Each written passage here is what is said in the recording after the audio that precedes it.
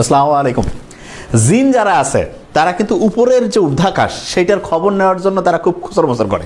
তার মানে ওদের খুব ইচ্ছা যে উপরে কি খবরাখবর হচ্ছে সেইটা জানতে চায়। তো এদের খবর যাতে এরা সহজে না নিতে পারে এই জন্য উপরে স্পেশাল সিকিউরিটি ফোর্স আছে। কেউ যদি মানে ভিতরের কোনো খবর শুনে যখনই হচ্ছে যে পৃথিবীর দিকে আসতে থাকে মানে জিনেরা, তখন উপর থেকে উল্কাপিণ্ড তাদেরকে অ্যাটাক করে। কোরআনের কথা বলতেছি। তার মানে ঊর্ধ্বাকাশে যেখানে একদম হচ্ছে যে আমাদের এই মানুষজন সব কিছু নিয়ে হচ্ছে যে বিভিন্ন হচ্ছে যে তথ্য উপরে হেড অফিসে থাকে, ওই তথ্য হচ্ছে জিনরা শুনতে চায়। এবং মানুষের মধ্যে কিছু কিছু মানুষ আছে এরকম দুষ্ট জিনের হচ্ছে সাহায্য নিতে চায়। তা জিনদের দিয়ে কিন্তু কোরআনে 72 নম্বর একটা সূরা আছে, সূরা জিন।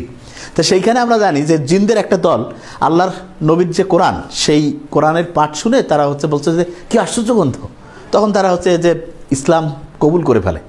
এবং জিনটা আগে মনে করতো যে মানুষ এবং জিন এরা কখনো মিথ্যা বলবে না, ওরা মনে করতো।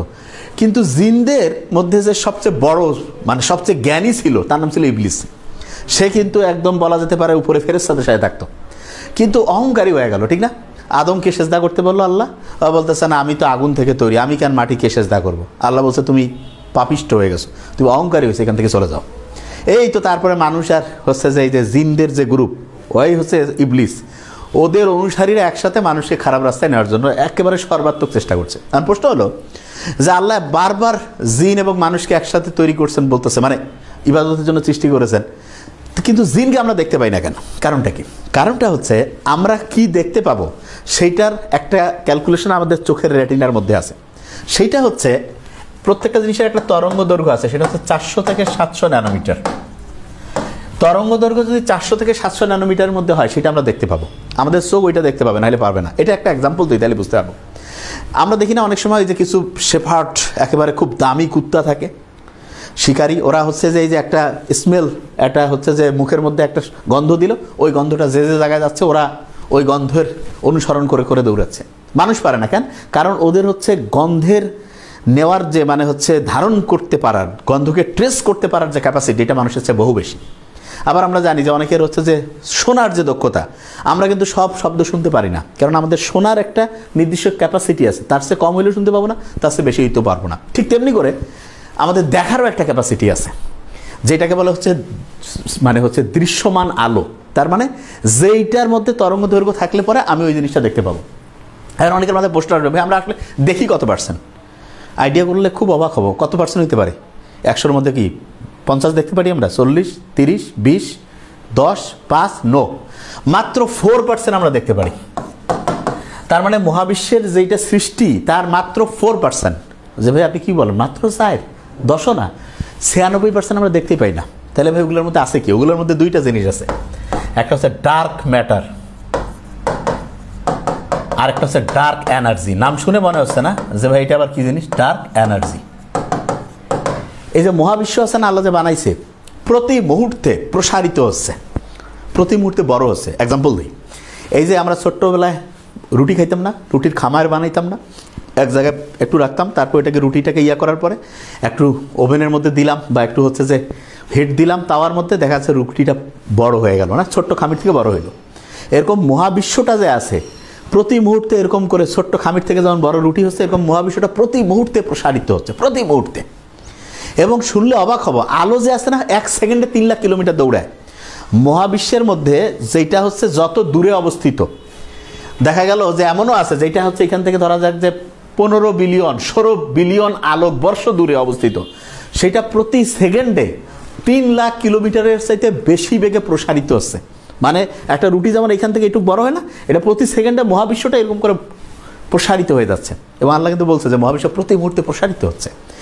আরেকটা ইন্টারেস্টিং জিনিস যেটা আছে সেটা হচ্ছে যে তাহলে এই যে অনেক সময় আবার অনেকে বলে যে ভাই এই যে জিন যে আছে কেউ হঠাৎ নাকি দেখছে, এটা কিভাবে সম্ভব? হ্যাঁ, জিন ওর যে হচ্ছে যে ওই তরঙ্গ দৈর্ঘ্য, এই তরঙ্গ দৈর্ঘ্যটা কোনো কারণে যদি 400 থেকে 700 ন্যানোমিটারের মধ্যে আসে তাহলে আমরা দেখতে পাবো, কিন্তু যদি এর চেয়ে বেশি বা কম হয় তাহলে আমরা দেখতে পাবো না।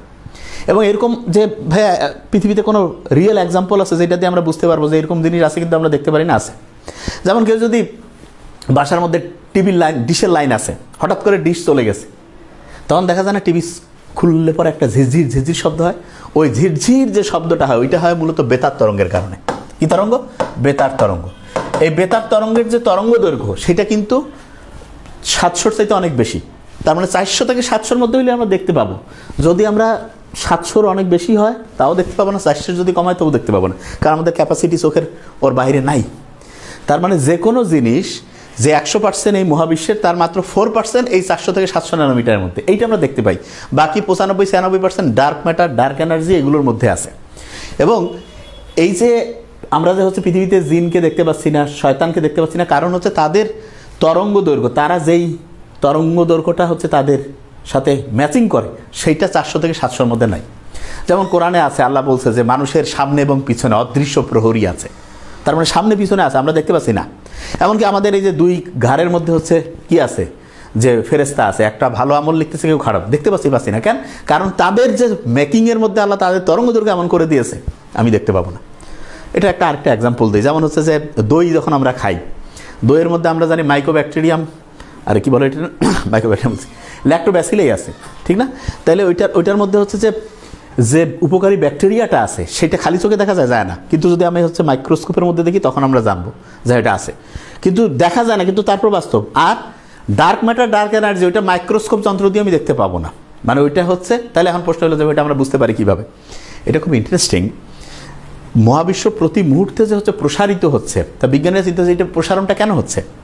নিশ্চয়ই আমার একটা শক্তি আছে যেটা তাকে টানতেছে, এবং ওই শক্তিটার সেন্টার পয়েন্টেই হইতে পারে যে ওই যেটাকে, সেটা হচ্ছে এই যে ডার্ক ম্যাটার, ডার্ক এনার্জি যে শক্তি, সেইটার সাথে কানেক্টেড। তাহলে আমরা জিন এবং হচ্ছে শয়তানকে না দেখতে পাওয়ার কারণ হচ্ছে সেইটার তরঙ্গ দৈর্ঘ্যটা আমাদের দৃশ্যমান আলোর সাথে সম্পর্কিত না। কিন্তু কখনো যদি ওইটার তরঙ্গ দৈর্ঘ্য এই আমাদের চোখের যে তরঙ্গ দৈর্ঘ্যের সাথে যে ম্যাচিং করা যায়, তাহলে আমরা দেখতে পাবো। Thank you so much. আসসালামু আলাইকুম।